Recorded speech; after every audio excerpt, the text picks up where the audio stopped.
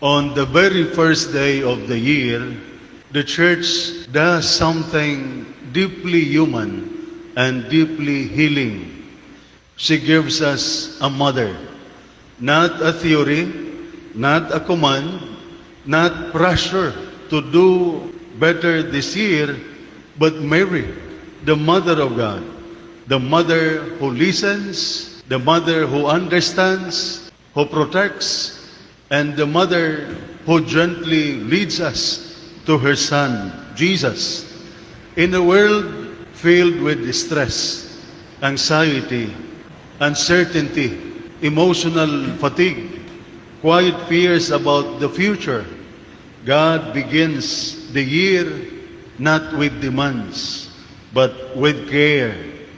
He places us under the care of a mother, Mary, Mother of God, Mother of Peace, and Mother of Resilience. In our first reading, the first reading gives us God's blessing for the new year.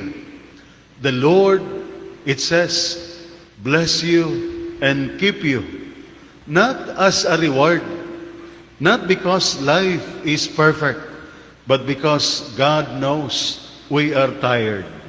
So God is saying, I will bless you, even if you feel unworthy or uncertain. I will keep you even when you feel unsafe or overwhelmed. I will let my face shine upon you when your mind feels confused. I will give you peace when your heart is restless.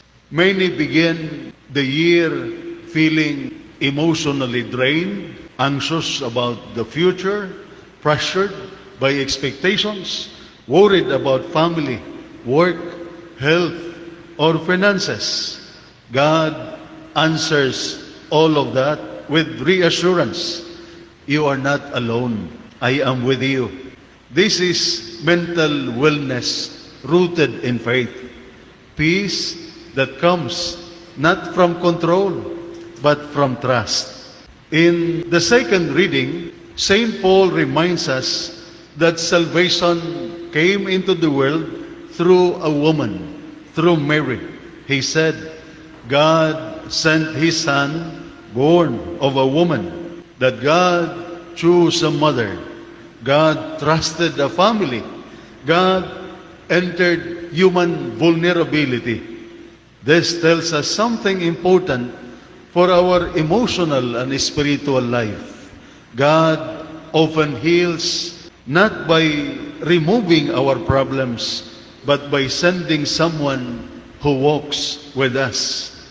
Mary knows fear and uncertainty, responsibility and sacrifice, waiting without clear answers, loving without guarantees. Because of this, Mary becomes a source of spiritual resilience. She teaches us that strength does not mean hardness, but it means faithfulness, courage, and trust in God even when the road is unclear. In the Gospel reading, Mary gives us a powerful lesson for mental health. It says, Mary kept all these things, reflecting on them in her heart.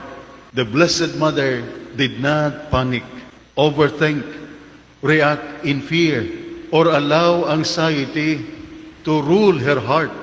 Instead, she paused, she reflected, she prayed, she trusted God in silence. This is emotional maturity.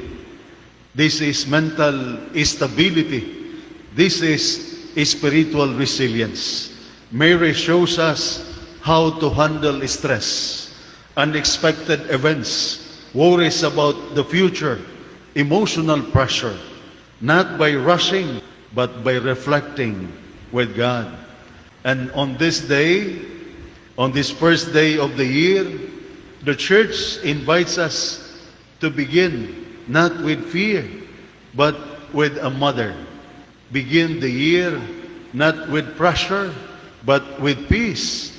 Begin the year not carrying everything alone, but trusting that Mary walks with us and always leads us to Christ.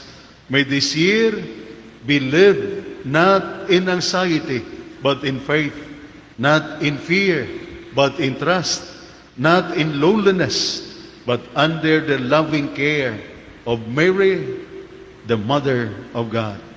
Amen.